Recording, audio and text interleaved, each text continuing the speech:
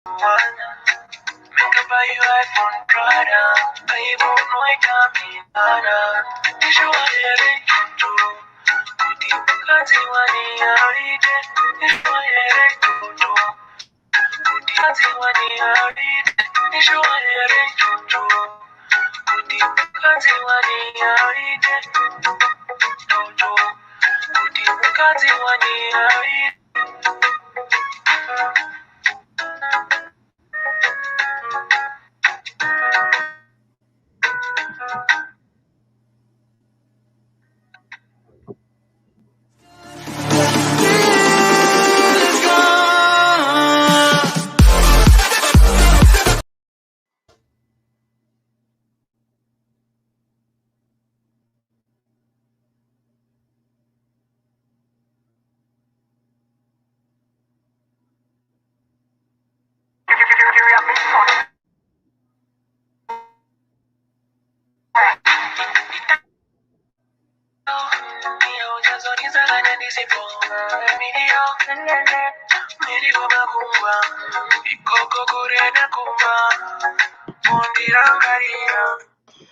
Thanks to everyone joining this broadcast. Is happening right now, right here on the African Portal Radio TV International. Thanks to everyone. It's early hour of the morning. Let's say it's 8 o'clock here in Victoria, South Africa. In Australia, where you are, it's almost 5. It's something past 5 o'clock, if I'm not mistaken.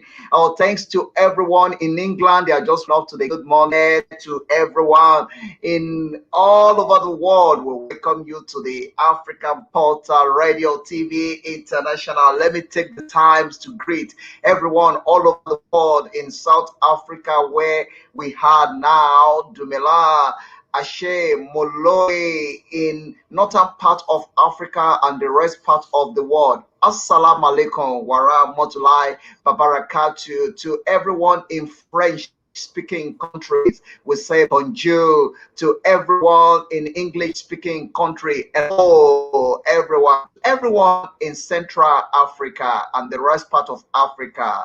Abarisa, we welcome everyone to this beautiful nice time on the African Portal TV that will position with one of the great icon, with one of the great voice in the world, one of the great entrepreneur that have done so much for himself. He have been in business from the childhood. He's been making money. He understands what it takes to put 1 and 2 together to make profit. He's a good businessman, a lot of business to himself, and he has achieved so much to himself, and that is why we are engaging him this morning. It's not morning time on his own side, it's almost evening time on his own side. Really, I'm so happy to have this great man in the studio with me that will be having conversation together this hour. Let me take time to welcome the one and only, the genius, the great icon onto the African Portal Radio TV International. How were you this morning and how were you this evening on your side? How are you doing? I'm doing fantastic. Thank you, Dan. Thank you for the opportunity to be on the show. And what a wonderful introduction. I was smiling all the way through. And hello to all the viewers watching, wherever you're watching all around the world. It's my absolute pleasure to be here on the show on Tap Radio and TV. This is my first appearance on African TV and radio, and I'm really excited and blessed to be here. Wow, that's a great achievement. It's your first time to appear on African radio or TV, and I'm so delighted that we happen to be the first to actually break that record, to make to make it be possible for you to be on African platform. Africa is listening and African is watching. The world is watching. Is listening. I really appreciate the time to be here, and I don't take it for granted. Thank you very much for your time. Let's quickly go into the business of the day. Let me allow you to introduce yourself to my listeners, who you are, where you are, and the position you hold in the society. Absolutely, thank you. Well, my name is Jake Fowler, as many of you may know, because it's right there underneath my face. and I am 32 years old. I'm originally from Birmingham, England, but I've been lucky enough to call Melbourne, Australia my home for the past 5.5 years. The easiest thing I ever did was moving to Australia. The hardest thing I ever did was staying here. It's not an easy place to stay. And for 15 years, I was a plumber. I was a plumber when I left school, but I recently transitioned last year in September to being a full-time entrepreneur. I've always had a hustle, always had a side hustle going on the side whilst I've been working for someone else over those 15 years. But it came to a point where I wanted to reach more into being an entrepreneur and earning my own way in the world and turning my passions into my paycheck. And that's what I did last September. So now I have multiple businesses. I still have a plumbing company and some online stores where I sell products online. And I also have my own podcast called Hunger for the Hustle, and a forthcoming book under the same title, and a couple of other books that I'm working on as well. So that is me. That is who I am. Wow. I like that, and I really appreciate that. That is a beautiful introduction there, and that is where I'm going to start with. I'm going firstly to get you from your podcast, and I'm going to talk a bit about your book. Let me just quickly take you through what we are going to be discussing this hour. Firstly, we're going to be talking about yourself, your life, your achievement. We're going to also appreciate, celebrate you as well. We're going to tap you in and say, well done for the great job that you are doing. As well, we're going to go through the questions and answer time. And as well, we're going to put you on the spotlight to also support to promote your business and what you are about to do in the future. At the same time, we're going to put you on the hot seat where we'll be throwing some hot questions to you, where we'll be asking some hard questions. That will be hard talk. When we'll be taking it, we'll be talking it, and we'll be making it raw. We'll be trying to find solutions to some of the problem globally.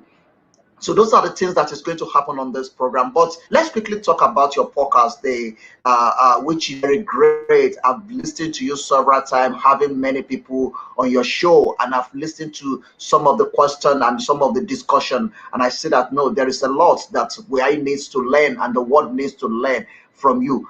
Hustler, let's look at the word, the hustle, the word hustle. A lot of people use it so much. People talk about it, hustler. What does it mean, and why do you put such name or tag your show with such name? Why, and what do you want to gain from it? It's a really good question. There's a few questions there, and the first one I heard was, the word hustle and how do you define that? My podcast is called Hunger for the Hustle, and there's a little bit of a story about how that came about. Last year, of course, COVID hit, the pandemic, and for me, it was a time where obviously things were quiet. And it was a time for me to reach out for some things that have been on my to-do list for a while, some things I wanted to learn, some things I wanted to explore. One of those things was public speaking.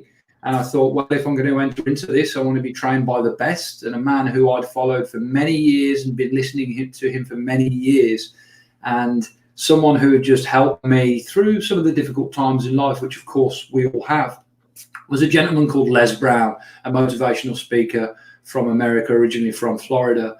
Now lives in Atlanta, and just one of the best, if not the best, motivational speaker in the world. I was fortunate enough to be trained by him for a number of months, and he really taught me how to develop my message, hone my message, and then how to execute and deliver that message to the world. My message is a message of love, hope, and faith, unwavering belief in yourself, and that hard work and determination is the one sheer thing that will take you closer to your goals. Now, the word hustle, you asked there, of course, the word hustle, what does it mean and how do you define it? And it's great to have that flipped around on me, because that's a question I always ask on my podcast. I ask every single guest, how do you define the word hustle and what does it really mean to you? And it's really interesting because every time I ask that question, I get a different answer every single time. And to me, the word hustle means to have the drive to go forth and reach for those things that quite possibly at the time you maybe can't even see, but you're reaching for them. They're your goals. They're your grand plan of life. And often we can't always see the things we want, but we can see them in our mind and have the vision, and the vision is strong. And we know the why and the why we want them. And of course, if we can if we know what the why is, we can endure anyhow. So to me, hustling is forgetting about your environment, forgetting about your circumstances, going forth with unwavering faith and going after those things you want like it was your last day on earth.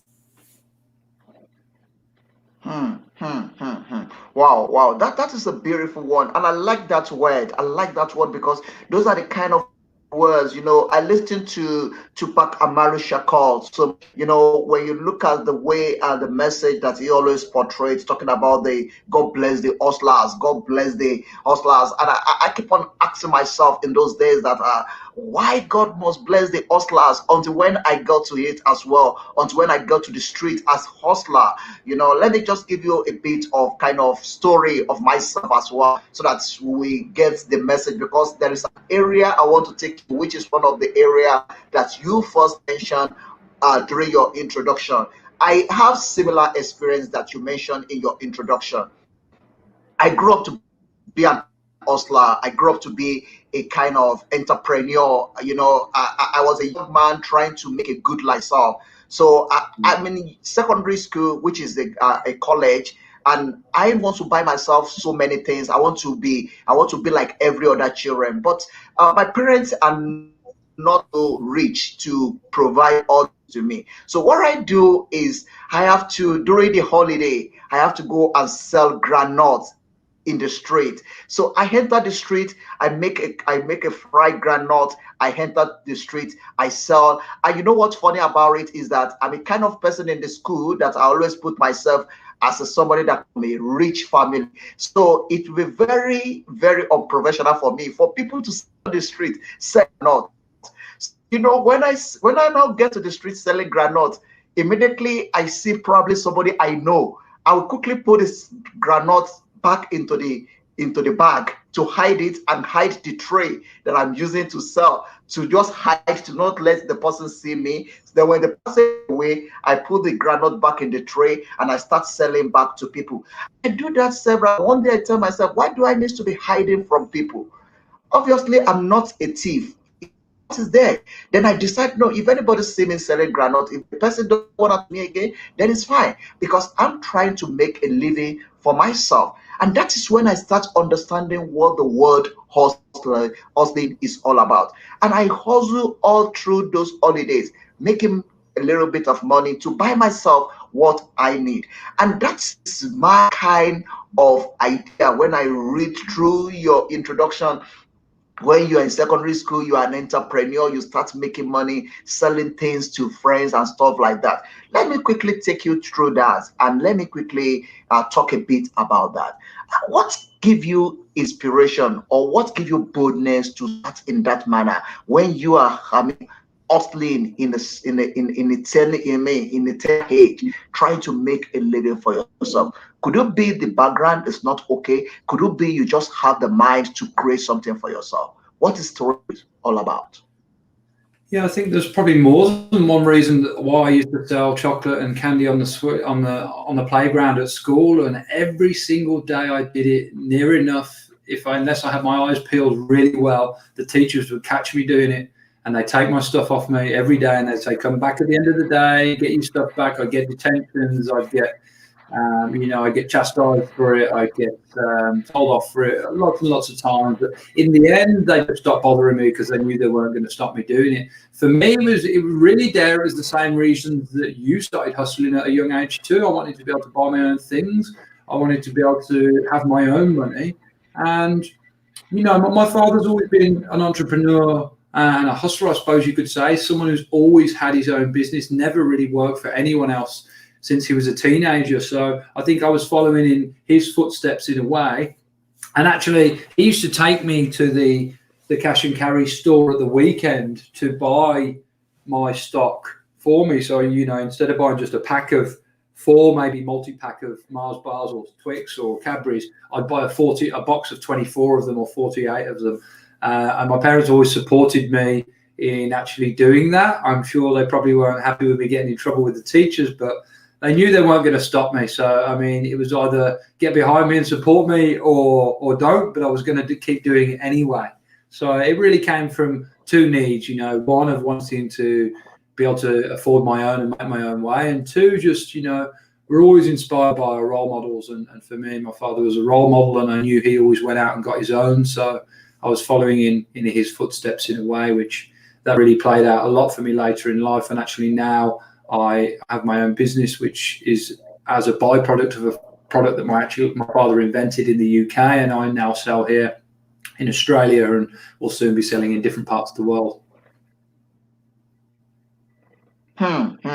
Wow, great stuff, great stuff. So I like that, because you have a father that's actually been a role model to you. Your father doesn't have this idea of working for someone. He just wants to create something for himself and have a kind of independent life that he can do business for himself and also be the manager himself. That is a very beautiful one.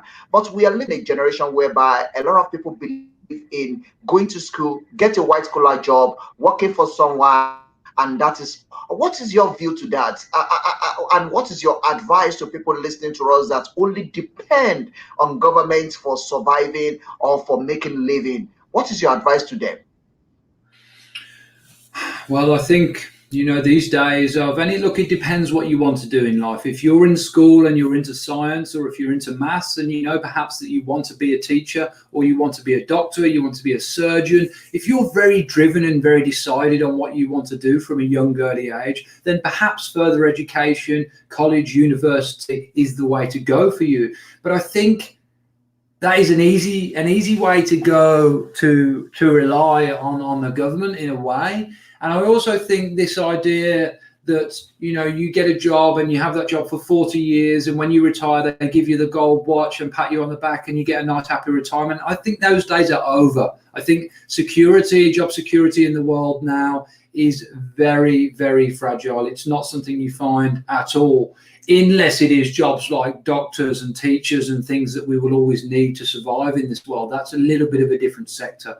But I think, for me, the secret to doing well in the world and being successful, and in some ways being happy, I always say I'm not happy because I'm successful because I'm happy. And I think that's about doing your passion and making your passion your paycheck. And I mean, how do you find out what your passion is? You just keep trying and trying different things, knocking different doors, until one day you find yourself doing something and you just enjoy it that much that you think, if I could do this every single day, I would just be so happy. Forget the money at all. If I could just do this every single day, then I would just be in a fantastic position to do this in my life. And it does not matter what that is. You said in your story there, Dare, when you were a young man selling, products on the streets, sometimes you'd be a little bit ashamed, or a little bit, you didn't want to see people see you doing that, and you would hide away. And I think that a thing that a lot of people, can get caught up not just in when they're a child, but in their later life as well. And someone's opinion of you or what you do is really none of their business, and it's certainly none of yours. You got to go forward in this life, and it doesn't matter what you like doing, what your passion is. It could be gardening, it could be baking, it could be cooking, it could be plumbing. It doesn't matter what it is. You could love working with computers, children.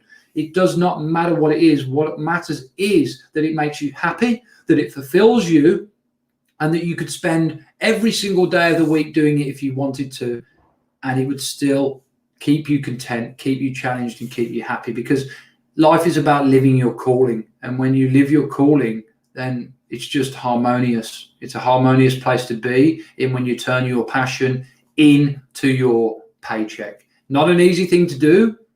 And it's about finding your passion, and that is just about trying different things. And I think that, when you were in our 20s and even into our early 30s, that's the perfect time to keep trying new things. You've got enough time there, 10 years, maybe 12, 13 years to do maybe 10 or 20 different jobs in that time. And sooner or later, you're going to find something that you just love. And it doesn't always have to be in the form of a job. It could be a hobby. You could love basketball. You could love baseball. You could love just the hustle.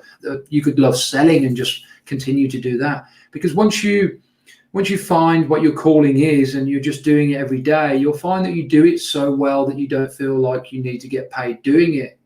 But at the same time, you do it so well, people are prepared to pay you a lot for doing it, because you excel at it, because you love doing it. And that energy goes out into the universe. People see that and feel that. Wow, wow. I like that. The reason why I actually take you through that is because of your profession now, that you learn from the master. You said Les Brown is one of the great leaders that actually trained you now to become a motivational speaker. And that is why I want to test your ability. That is why I take you through that journey, for you to also motivate someone out there and prove to them that your skill as a motivational speaker is to encourage someone. That is just by the way. Let's quickly look at the journey so far and where you are now. Let's talk about your book, the book that you're about to release. What this book is all about? I know the part of title is still having a kind of word of hustling on it. Is it the story of your life? Is this something that the world needs to be waiting for? What it is about your book? Well, thank you for the opportunity to share the information on the book.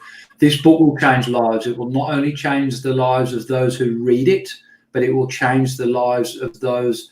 The funds from the sale of the book are going to a charity called the Winning Circle, which builds and has already built a number of schools and orphanages in Uganda. So the majority of the proceeds from the sales of this book will go to that charity, and it will change the lives of children in Uganda. The Winning Circle is a fantastic charity, and me and the other guys that are working on the book really took our time and diligence to make sure that we chose a charity that is having an impact on the world, and that not only plans to have an impact in the future, but has already had an impact in the past. And the Winning Circle charity has done that. They took one of the poorest villages in Uganda and took it out of that position, and now made it quite a much more comfortable place for the children who live there to get an education and to have a roof over their head and be safe and be secure, which is obviously a thing that a lot of us take for granted in the world, particularly in the Western world, but not always something that's guaranteed in some lesser fortunate countries. So that's how the book's going to change the world. Now, let me tell you about the actual book itself, because it's very exciting. The title of the book is Hunger for the Hustle, the same as the podcast. And then the undertitle is 33 People's Stories of Struggles to Success. So there's not only myself and Michael Bridgman, who approached me with the idea for the book, who are writing in it, John Tallarico, who's a mastermind and one of the world's best mentor coaches, works under Bob Proctor, and they call him the connector because he really is a big connector in the business world. He's writing the foreword for this book, and then there's 33 authors who are all writing a small chapter, about 5 to 6 pages, of something that they've been through in their life, something that they've struggled through and come through the other side of, and have some value to teach to the reader. And there's a big plethora of stories in there. From people all around the world. There's going to be a physical book, there's going to be an audio book with everyone reading their own chapters, and it's a project that I'm just so honored and excited to be involved in, and we're looking at releasing it in the next couple of months. Wow. I like what you said about the book, and I'm really looking forward to it. And I call on everyone to this broadcast, or you'll be listening later. This is the kind of book you need to watch out for, and when it's out, you need to go and grab your copy, because it's going to help your journey. It's going to find a solution to some of the challenges that we face daily, and it's going to also help you to in your decision making, in doing business or in discovering yourself. So this is a great book that we need to look out for when it's out. So please watch out for it. It's coming. It's going to be a lovely one, and it's going to help someone out there, and that is why I book on the spotlight. So please go out there and go and grab the copy of the book. Okay, let's go to the business of the day. Those are just the foundation that we are laying so far. So let's go to the business. Let's quickly take you through the journey step by step. Let's look at the question that we have ahead of us. Let's look at the things that is important about life that somebody is going to get out there. Last year, you discover something very, very important, which is one of the things that nag you to watch now to have a podcast. And one of the great things is that you have opportunity to meet with Les Brown. What actually motivates you, and what is journey like? How do you get connected to Les Brown, and how that helped you in decision making and in discovering yourself? What motivates me is my goals. I'm a big goal setter. I have goals that I set daily, weekly, monthly, quarterly, and yearly. And I go after those goals with the tenacity that life might end tomorrow, because it's not promised, it's not guaranteed. Life is not promised or guaranteed in any way. I could leave this show right now, walk across the street on the way to the cinema, which is where I'm going tonight. Bam, I could get hit by a bus, and that's just how life is. It can happen to us at any point, and it's been resounding in the past 12 to 18 months. A lot of people, and my heart goes out to all of you out there who have lost any friends and family members, but it's really reinforced and brought home to us that life isn't promised, and you've got to treat every single day like it's your last, and go after your goals with a tenacity and a faith that's unwavering. That is what motivates me. That is what drives me. Also, within my goals, I have goals that I want to own property across the world. I want to be able to travel freely with my friends and my family and take them on amazing journeys and experience amazing things together. So all these things motivate me and fire me up, and the desire to make a difference in the world. And that's why I have projects like the Hunger for the Hustle book. That's why I have my own charity, Mission Rainwater, because I truly believe that you should leave this world making an impact. What are people going to say about you after you've gone? They might talk about you for a week or 2 weeks or a couple of months. That's what people usually do. And then, life goes on. They kind of forget about you. But I want to create something of a legacy, and not for me, not for my own ego, but I just want to leave the world a better place than I found it. And that's why I'm involved with projects that are greater and bigger than me. And I put a lot of time and effort and energy into them, because I think if you're in a position where you can do that, then why not do that? We all need a helping hand sometimes in life. And I know I have at many points. And it's interesting you mentioned about Les Brown there, because he was someone who, through just listening to his videos and reading his books and listening to his stuff on YouTube and his audio and his podcast on Spotify, he really helped me at some testing times in my life, and still does now. Not every day is shiny and rosy. Some days are difficult and they're tough, and you need things to pick you up. And Les Brown has always been that person who picked me up. And really, I kind of adopted him as my grandfather. I've told him this before. And it's interesting, the whole story of how it came around, of how I got to be trained by him. And it wasn't, I'll make this clear, of course, it wasn't in a one-to-one environment. I've never actually met Les face-to-face. It was online, virtually, like me and you are now. And it's interesting because COVID-19 actually made it possible. And possible is one of Mr. Brown's favorite words. If you put the words "it's possible" into YouTube, I can guarantee you almost that the first video that come up will be Les Brown's speech at the Georgia Dome, which was back in the 90s. And it was one of his greatest pieces of work. It's possible. Now, COVID-19 was the thing that made Les Brown possible to teach people like me at a one-to-many environment, which made it a lot more affordable. And what he started doing is creating Facebook groups and programs to, find people that wanted to be coached, to find people that were entrepreneurs, that were reaching for things that perhaps others weren't and can't, because they think and perceive things and work at things like others aren't. So I originally got into a group called the Les Brown Prodigy, which can be found on Facebook. It's a very low entry cost. It's $25 per month, and you get a weekly email from Les with some lessons and some things to work on. And you also get put in quite a small, exclusive, private Facebook group where Les Brown regularly does, live videos and live Q&As, and you can interact with him there. And it was in one of these Q&A sessions. I remember getting up at 4 o'clock in the morning to ask him this question. It was at a time in my life where I'd just gone from employee to entrepreneur, and I was struggling with how to balance all the things I had going on. And I asked Mr. Brown, I said, how do you find balance when you have lots of things going on, when you're trying to keep all the plates spinning, many different projects at the same time? And I couldn't quite believe it when his son was presenting and helping him on the side, and asked the question. And I asked him the question, and he said, I wish I knew. And he laughed. It made me laugh. And then he said, you don't want to balance all these things. What you want to do is integrate them.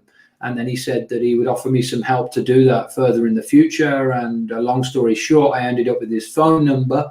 And it took me about 2 weeks to pluck up the courage to actually call him, because, you know, I was starstruck. This was someone to me who was just, you know, at the very top peak level of the thing that I wanted to do was public speaking. And I was a little bit starstruck to call him and thought, what will I say? And I spoke to him on the phone, and it was about a 10 or 12 minute conversation, and it was just fantastic. He said to me, you know, that he listened to me and asked how he could help me, and said, am I coachable, and that he was willing to coach me. And from there, I was taken into a program called the Power Voice program. And I joined that very early in September, and I was probably one of the first to join. And from there, I had many interactions back and forth with Les on a live video format like this. It was a one-to-many environment. I was one who always put their hand up and asked questions. I always work very hard at what I do and make sure I do my diligence and research, and this was no different. And from there, it grew. You know, we were asked to do a 3, 5, and 15-minute speech. Then the Power Voice Summit, which was a summit that was organized online for people from that program. They were the best people were cherry-picked and given the opportunity to speak online alongside Les Brown and John Tallarico, who helps Les, facilitates the course and runs the course. And I was one of the first to be picked. And in fact, I spoke as the first speaker at the inaugural Power Voice Summit, a moment I'll never forget. It was absolutely fantastic. And I was supported by all the people around me, and I really enjoyed it. And from there came the podcast, which is now coming the books and appearing on fantastic shows like this to inspire and motivate people all around the world, which is the reason I speak. Wow. I like that. So let me just say it this way, because the question that I have for you is, who motivates you and what keep you going? So can we say that one of the great people that motivates you to be who you are now is Brown? Absolutely. Wow, great. That you learn from the best. Okay, let me take you a bit further. Let's quickly look into, have you ever had any challenges with your parents in choosing your career? Have you ever had any problem in choosing your career with your parents?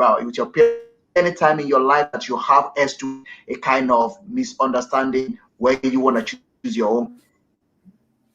I think that's it's a fantastic question, because a lot of people have this battle and this problem with their parents, and often I think in life that we can try and live up to our parents' expectations, and even the expectations of our peers, our partners, our loved ones, our family and our friends. And it's a very dangerous path to go down, because you can go down that path and then many years later come out the other side realizing that you were actually living up to the life that was expected of you and not the life that you wanted to live.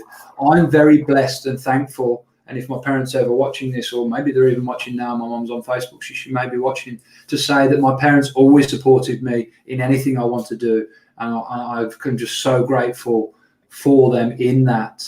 Even when I went and did things that were perhaps seemed a bit crazy or silly or out there at the time, which I'm always taking on new projects which are pretty crazy and wild. I'm a crazy guy and I like doing crazy things, and that's why I get crazy results. But I'm blessed to say that my parents always have supported me in my career choices, and that's something I'm really, really thankful and blessed for. Wow. Yeah, you say in part of your introduction that you've involved in many projects and you've opened many business globally. You've impacted many lives. Let's quickly go through that. What are the things that you have done for yourself that you are so proud of, and that's always making you happy when you look back to your life? Well, making the switch from being employed by someone to making my own way in the world and being an entrepreneur. It's not an easy thing. It's something I knew I wanted to do for many, many, many years. And I was always waiting for the right moment, the right time. And then it just came to me that there is no perfect moment. There is no perfect time. I am a bit of a perfectionist, and I like to do things to the absolute best they can be done. And that can work for me and against me sometimes. And then one day I just decided there is no perfect moment. There is no perfect time. I'd met someone in my life, a female, who supported me and really helped me to believe in myself and really helped to bring out of me that now was the time to do it, and I could do it, and I stepped forth. And on September 9th last year, which was my birthday, I actually sent my email. I recorded a live video of me doing it, sending my resignation email in, and going, and that was it. I'll never look back, and I'll never work for anyone else ever again. You know, I've become unemployable now, because, and quite happily so, because I will go forth and make my own way in the world and not have to trade my time for someone else's money. And that is something that I am always incredibly proud of. Another thing I'm quite proud of is a charity that I'm involved with called Mission Rainwater. If anyone wants to learn more about that or learn how they can help, you can just Google it, Mission Rainwater, 2 separate words. And last year, as you may know, Dare, and some of the people may know watching, that there were some absolutely atrocious fires, bushfires in Australia, wiped out large parts of the Australian forest. You know, some of these forests are thousands of years old and killed millions, if not billions, of animals. And a lot of people lost their lives, and hundreds of people lost their properties as well. There was, of course, some people who had their properties damaged and their water supplies taken away from them. Now, as a plumber, I wanted to do what I could to help. And what I did do was joined up with some other people online who were already out there, who were already helping. And to date, we've installed over 90 rainwater tanks that were all donated absolutely free. And these installations were done absolutely free to people that were affected by these bushfires. So they now have running water again. Some of these people didn't have running water, and you know, they were using bottled water and bottled water to shower and things like that. So that's something that makes me really proud. And something a lot more recent, you know, I had a bit of a difficult end to 2020, you know, in my personal life. And on the back of coming out of that, I've been spending an awful lot of time working on myself, doing inner work, you know, on my physical, on the outside, but on my emotional, my mental, and my spiritual as well, because I truly believe that your mental, emotional, spiritual, and physical health all have to have a good, fair balance, and all have to have work done on them for you to be a complete, happy, healthy adult. And I've been doing a lot of work in that sector on myself in these 3 months, in the first few months, of 2021, and I'm very pleased and happy and proud indeed of the results that I have achieved there. But one other thing, I'll tell you one thing that really makes me proud there. It's just for me to make my parents proud. You know, they've always been 2 people who have supported me and believed in me and everything I've done. And really, for me, I'm getting a bit choked up here, getting a bit teary. But for me, it's really about making them proud. You know, that's the one thing I would always want to do, is make them proud. It actually means more to me to make them proud than it does to make myself proud of me. Because, you know, they gave me life, they gave me a great upbringing, and they showed me how to get on in the world. And the one thing I always really want to do is make my parents proud. And they tell me that they are proud of me, and it's something I kind of regularly check in on them and ask them about. I get a little bit anxious about it sometimes, but yeah, that's one real big thing for me, making my parents proud. Wow. I like that. Born in England, moved to Australia. What does it mean to be a sojourn in another man's land? And what are the kind of challenges that you face in first time of you leaving a biological country and go to another man's land? What are the first challenges that you face? That is a fantastic question. What challenges do you face when you move to another man's land and another side of the world and another country? Well, fortunately, of course, Australia speaks English. I mean, we say it speaks English, but there's some very different terms and terminologies, and of course, the accent is something you have to get used to and get round. But I found it pretty easy to assimilate here in the first instance, because I had been here before, so I knew my way around. I had some friends here. I was fortunate enough with my plumbing career that I could find work quite quickly, although I didn't find the job I wanted to straight away. I spent months sweeping factories and cleaning and doing jobs just to get by and get enough money coming in. And although I would never say I lived a poor quality of life or a low quality of life, there's certainly some months there where I was, in the struggle. And I'm actually working on another forthcoming book called How to Move to the Other Side of the World and Get Away with It.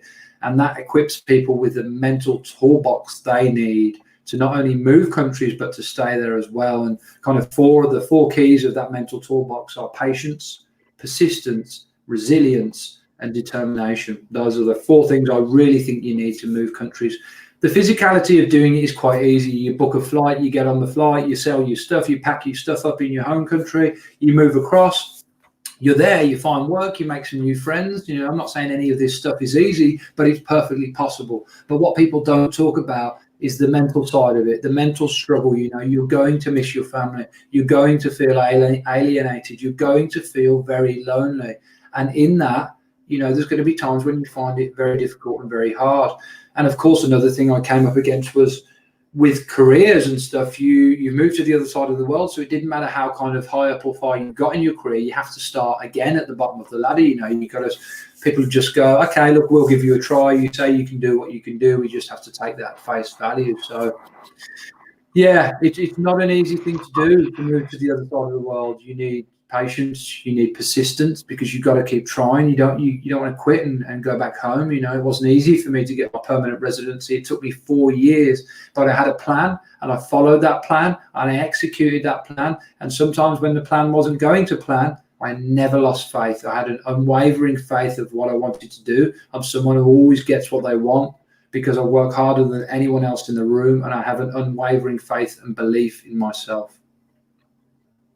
Wow. So with all this you said now and what you've learned so far, if the need be for you to return back to your country and go and settle down back in your country, will we do that, or will you prefer life in Australia than the life in England?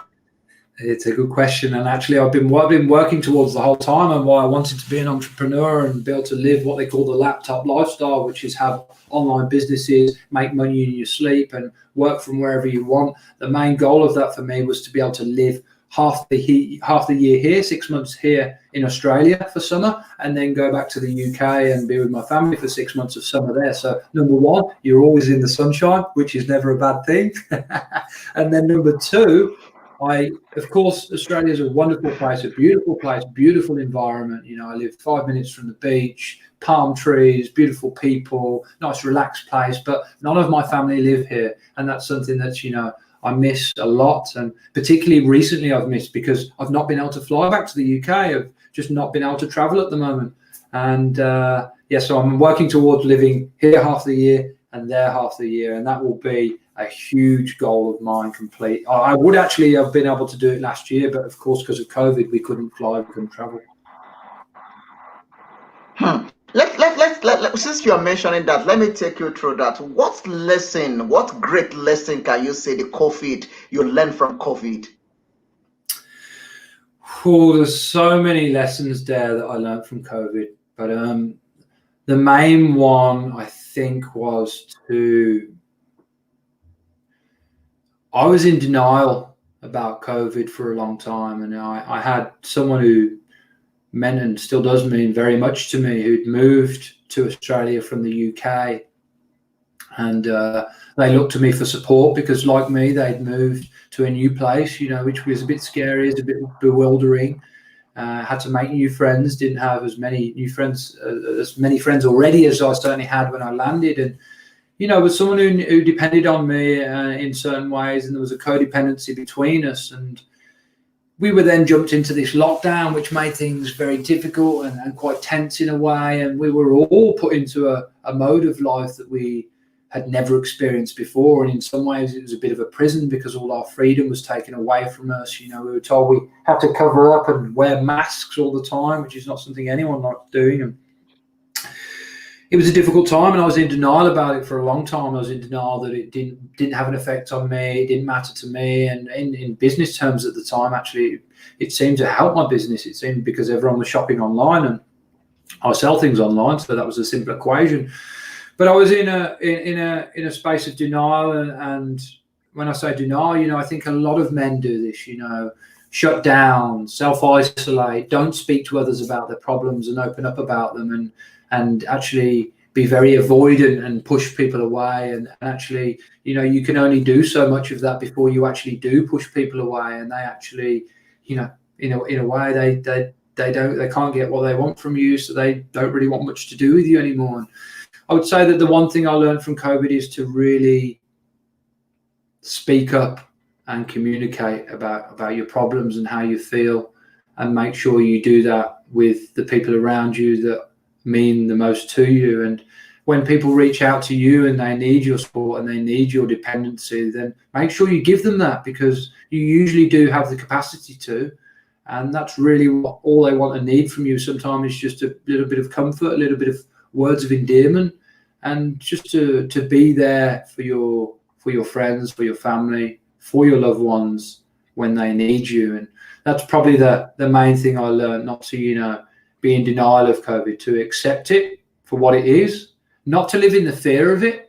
I was never someone who watched the news or really listened to the news on the radio at all anyway, and I certainly don't now after COVID. But I guess you could even say in that there's a little bit of denial. But for me, I think it's really about facing your problems and not masking them, and not coming up with negative coping mechanisms to mask the problems, actually facing them head on and dealing with them and confronting them.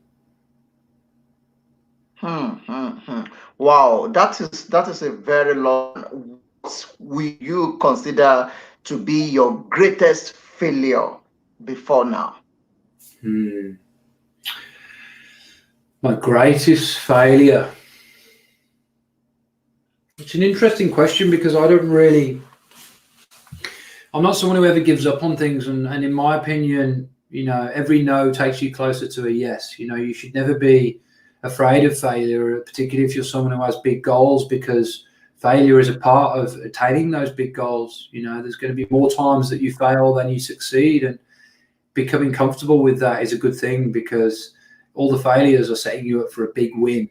And to me, you never actually ever really fail until you give up or you quit. And I'm not someone who ever gives up or quits, ever.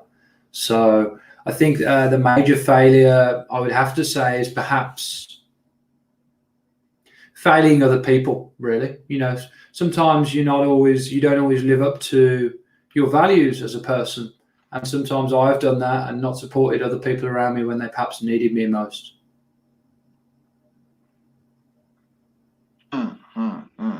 Wow. That's a lovely. What does success means to you? Well, I mentioned it before that success, I would say I'm a successful person. I do well in life. I do well with my health. I do well with my wealth. And most of the time I do okay with my relationships. Not all the time, but most of the time.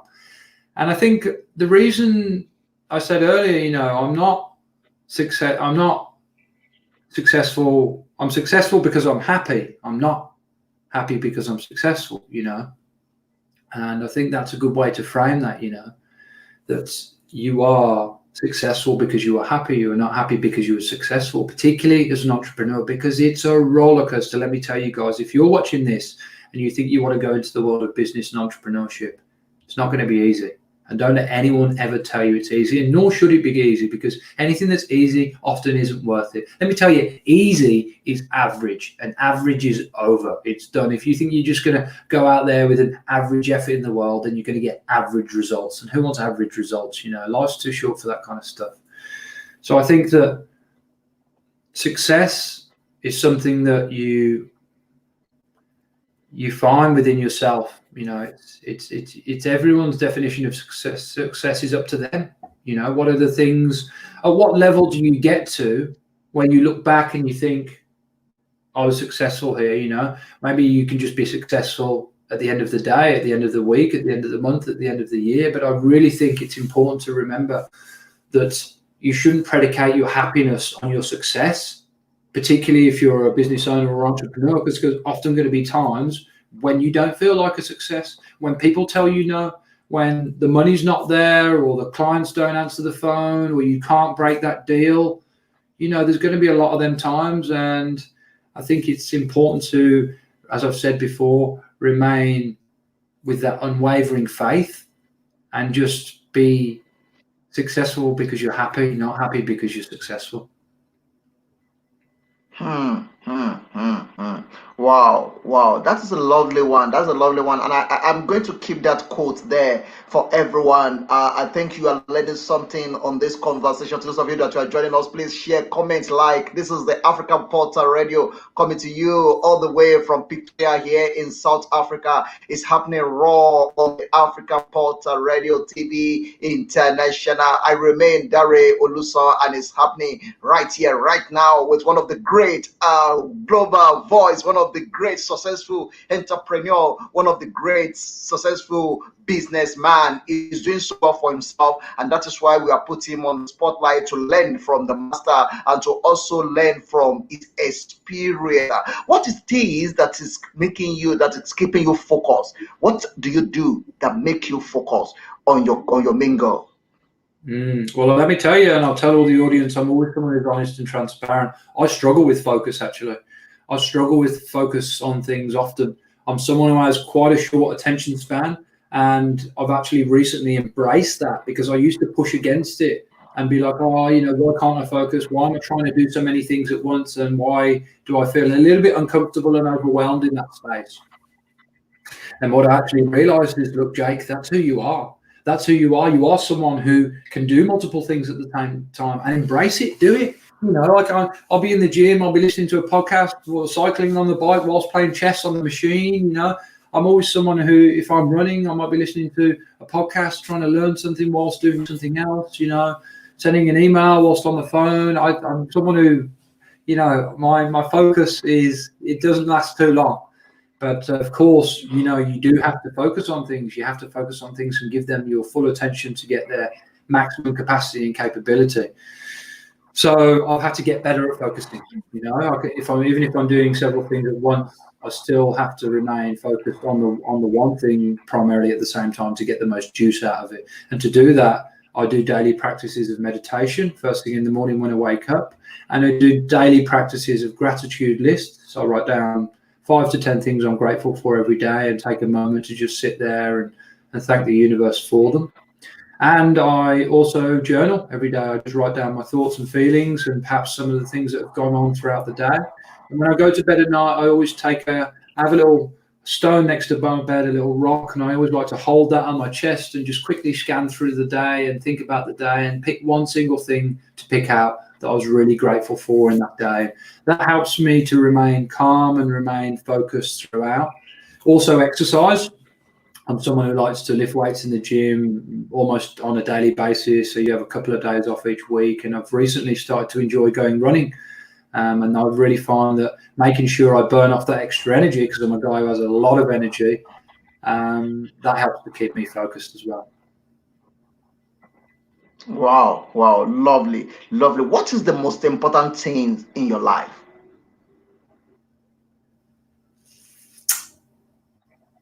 My family are the most important thing in my life. A simple answer to a simple question. Exactly. Derive joy in helping or in being around your loved one. Do you derive joy from that? Because there's a lot of things in life that always keep you focused, keep you going, and keep you happy. But do you derive joy in doing that? Of course I do, and it's bittersweet. Sorry. Oh, sorry.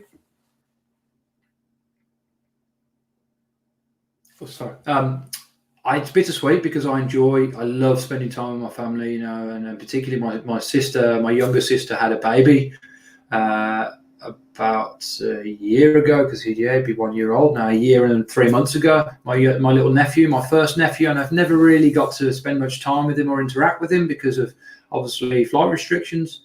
So it's been sorry, people listening to us. I think the network just creep you there, but okay, are you back? I'm back. That's okay. It's all good. So you asked me, do I get a lot of joy from spending time with my family? And of course I do. And it's something I've not been able to do for a long time. And my sister had a baby about 13 months ago, my first nephew, and I've not really got to spend any time with him, and I really would love to. So I'm looking forward to being able to jump on the plane and go and see my family again, because yes, I love spending time with my family and sharing moments and creating memories that last a lifetime, because I think that's, really when you come down to the end of your life, they're the things you're going to remember, the memories, and they're the things that you can take with you. As my mother says, there's no pockets in a shroud. And you can't take any of the things any of the material things or the money that you make with you, but you will take your memories. Wow, wow, wow. What is the greatest leadership quality that you think you possessed? It's a great question. I'm someone who's a protagonist, and that's only a very small percent of the population who have that personality type of the protagonist, someone who's a natural leader, someone who will take charge if given the opportunity in a room full of people, someone who is extroverted and happy to reach out their hand first and make conversation and meet others, and someone who will naturally, as I said, take the lead and take, the leadership role in a team. And I have my own team, and I'm the leader of that team, and it's something I really enjoy doing. And in being a great leader, you actually have to be a great follower as well, because to learn to be a great leader, of course, you have to look at other people who have led in the past and follow in their footsteps, and that's something I always try to do. I also think that to be a great leader, you have to be a fantastic communicator, and to be a fantastic communicator, you have to be a fantastic listener. And to be a fantastic listener, you have to ask the opinion of your team of, how do you think I'm doing? What do you think we could do better? And I'm always open to suggestions from you guys on how we could do things more efficiently to work. So I think the quality of a great leader is being a great communicator, a great follower, and a great listener. Wow, that is a lovely one. What's your advice to the world leader? Sorry, could you repeat the question? What is your advice to the warders? To the workers? The world leaders. Oh, world leaders. Wow, that's a great question. I think the world leaders, some of them are good and they communicate with the young people of today, but some of them are very antiquated in their ways, and in being antiquated and acting out the way kind of the old world used to be, and the world has changed so rapidly in the past 10 or 15 years. The world has, I would say, changed more rapidly in the past 10 or 15 years than probably your parents and your grandparents' lives put together. Everything is available now, and everyone can communicate now, and everything's in real time. And I think that sometimes the world leaders don't listen to young people enough, and certainly don't stay connected or speak to young people enough. And if they could do a little bit more of that and be on that level with younger people more, I think some people did do it very well. I think Barack Obama did it very well. I think that they're going to dial into more of the voice of the younger people. And I actually had someone on my podcast who was a constituent for his local council. He's actually the councillor for his local sector in the UK, a friend of mine called Paul Brinner. Everyone just calls him Brinner. But he does so well in his position as the council, because he's not your typical guy who wears a suit and, talks business all the time. He's someone who's actually been active in the community with events for years. So he knows who the community is, they know who he is, and he can interact with them at a community level. And I think that's what a lot more leaders need to be doing. Of course, it's harder when you are a world leader to get down to that community level, but being a people's person and not being so robotic and antiquated in your ways is only going to help you along the way in life. Wow. That's a lovely one. Let me cut you with this. This is a hard talk now. We are getting to level now. We're going to put you on the hot seat. If you have opportunity, you sleep. During the middle of the night, you have a nightmare where a lion is chasing you. What will you do in that dream? If you have a dream or a nightmare, the lion is chasing you, what will you do? I try and run up the nearest tree, because I don't think lions can climb trees. I hope not, anyway. And imagine if you run to the nearest tree and the tree you run to finally fell down or the tree cut off. Whoa.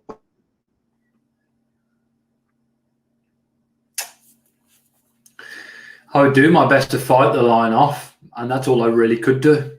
That's all I would, of course, do my best to fight the lion off. And I would probably wake up sweating and panicking, I would imagine.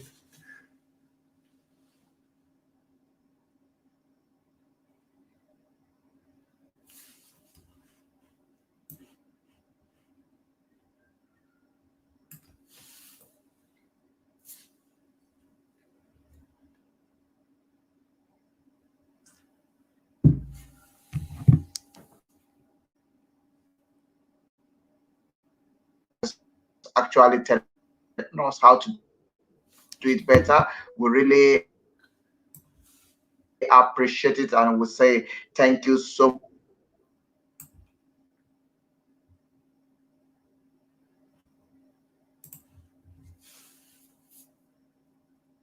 much. Thank you for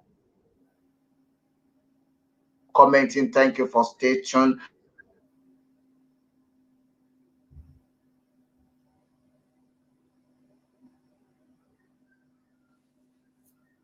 Thank you. It's been fantastic to be here.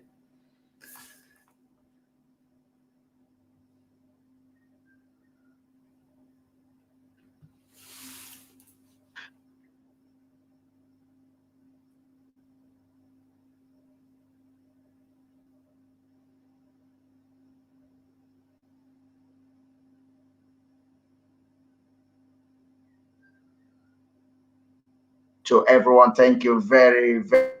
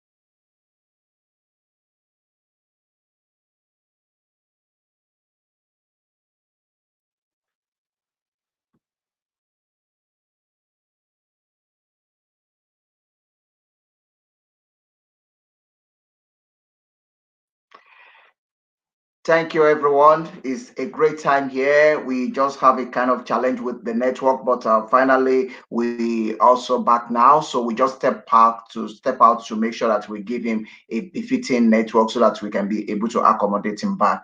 Thank you very much for watching. God bless you. Join us on top of the hour as we'll be hosting one of our great own in the studio that will be talking about the Jumat Tonic. Join that program. It's going to be a lovely program. So thank you, and everyone, thank you very much. God bless you. Have a beautiful day and enjoy the rest of your day. Keep shining, keep watching. Stay tuned with the African Portal. It's your one-stop media house where everyone have a say. We believe that in times to come, we're going to be having a great time that will be hosting as many people as possible. This is your radio. This is the Africa Portal Radio TV International. So please keep watching, keep talking about it, keep doing it. Is the home for everyone. Is where everyone have a say. So keep it up and God bless you. Have a beautiful day ahead of you. It's a lovely morning time here in Pretoria, South Africa, and we believe that today is going to be another beautiful day. Happy Jumat, happy Friday to everyone listening to us. God bless you and enjoy the rest of your day. This is a goodbye from here to everyone that is listening to us all over the world.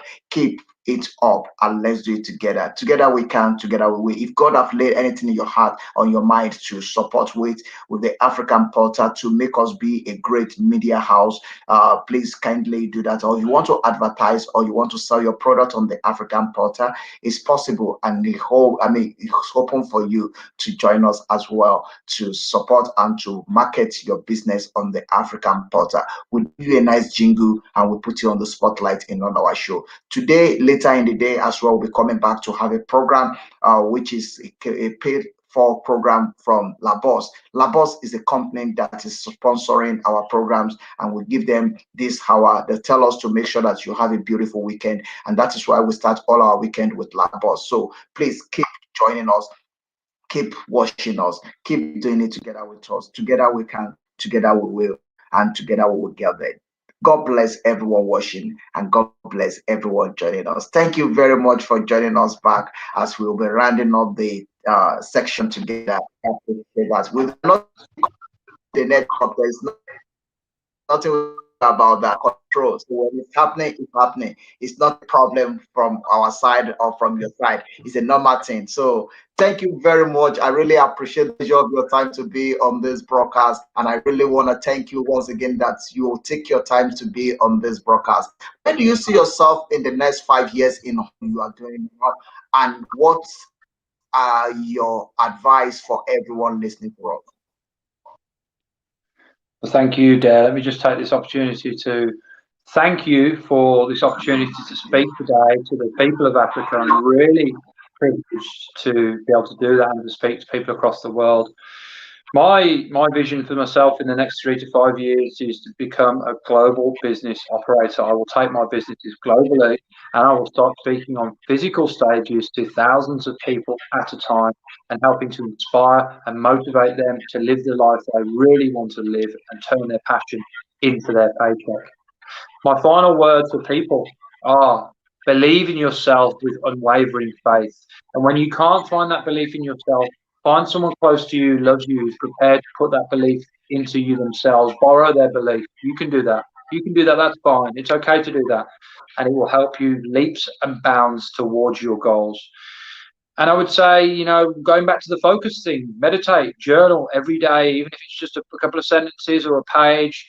Do journal every day. It will really help you to stay calm and well balanced. And in this somewhat crazy world that we're all living in at the moment, we all need a bit more calm and balance. And if you're someone that's really struggling with what's going on in the world at the moment and perhaps the things going on around you, then please ask for help. Ask for help not because you're weak, but because you want to remain strong.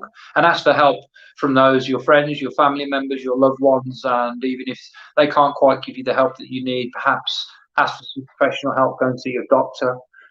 Speaking to psychologists, there's no shame in that. Getting therapy, it's something I've done for many years, and I like to think of it as the gym for my brain. So if you guys want to connect with me, I'm always open to talk. You can find me on Instagram at JakeHero7, and there's a link in my profile to all my businesses and my charities. So please do connect with me there, JakeHero7 on Instagram. And a final word from me will be: stay happy, stay hungry, stay healthy, and keep on hustling, folks. Dare, thank you very much for having me on the show. I really appreciate the opportunity today. Thank you very much. I like that conclusion. I love that conclusion. Please keep those 4 words. Keep watching, keep happy, keep focusing, keep hustling. God bless the hustler. God bless you. And we always have time together that we'll be having you on our show. God bless you. Do have a beautiful day and enjoy the rest of your day. I believe when we see you again, you will be happy to be on the African portal. I believe so. I would love to, yes, please. And I'd love to have you on my show as well. Thank you very much. God bless you. Looking forward to see you again. God bless you. Have a beautiful day, and bye for now. Thank everyone. Thank you very much for your time. Thank you everyone that have joined, like, comments. Thank you so much. We really appreciate it. Keep shining, keep hustling, keep it up, keep it real, and God bless everyone. Have a beautiful day, and God bless you. Enjoy the rest of your day. Enjoy this music, Derek, and this is the music that we have for you for today. Enjoy it. Meet us by on top of the hour for another beautiful time. God bless you. Bye for now.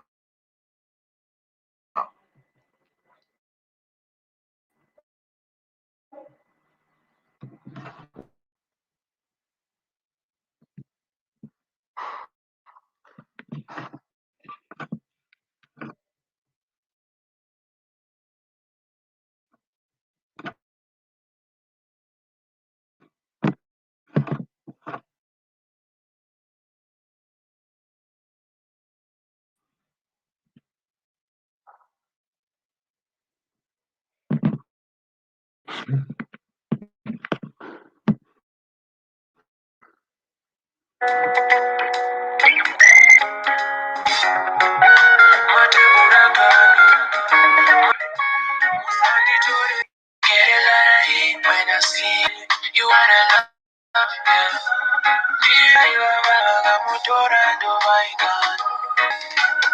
Oh,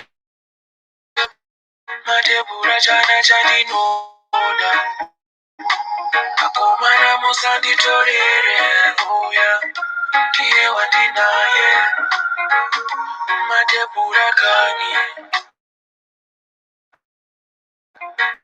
matebura chana chandi akomana musanditorere uya ndiye wandinaye okoyo okoyo mfana okoyo okoyo